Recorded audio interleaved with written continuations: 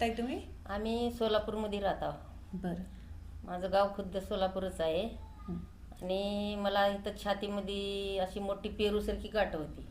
किती मोठी असेल तरी हाताने म्हणजे तुम्ही? असं पेरूसारखी अशी गाठ होती माझी अशी. बरं.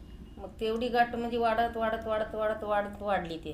2 वर्षापासून गाठ वाढली ती. हं, हं. मग परत डॉक्टरांना दाखवले. ते म्हणाले कॅन्सरची असते काही की असं असेल तर मग सगळं मांसच काढून टाकावं लागतंय असं तसं बोलले ऑपरेशन करू. बरं. मी घाबरून काय गेले नाही दवाखान्यात. हं. परत एकदा जाऊन आले नंतर गेले नाही. हं, हं. मग परत माझी मुलगी इकडं नगरला आहे. मग त्याच्या ओळखीनं असं का नाही एक मॅडम आहेत त्यांनी औषध असं देते.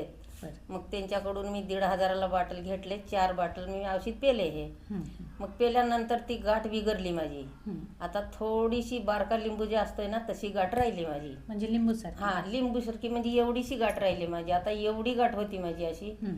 तर एवढीशी राहिली आता. बरं. मग आता ते पण जिरणार. अजून माझी बॉटल चालू आहे. हं. अजून 1-2 बाटल घेतली की माझी गाठ संपूर्ण एगरून जाते माझी. हं. म्हणजे काय वाटतं तुम्हाला अजून जर बॉटल घेतली तर ते कमी होईल? हो कमी होईल मला पूर्ण विश्वास आहे. बरं. काय म्हणता ना हो. अमृत ज्यूस बद्दल काय बोलता तुम्ही? 2 शब्द बोला म्हणजे लोकांना त्याची खात्री पटन. हो म्हणजे हे अमृत ज्यूस आहे काय? हा ज्यूस. मग हे पेल्यानंतर मला पहिलं अशक्तपणा लई होता. मग असं म्हणजे काय पण मला त्रास व्हायचं. हे बॉटल चालू केल्यापासून माझं सगळं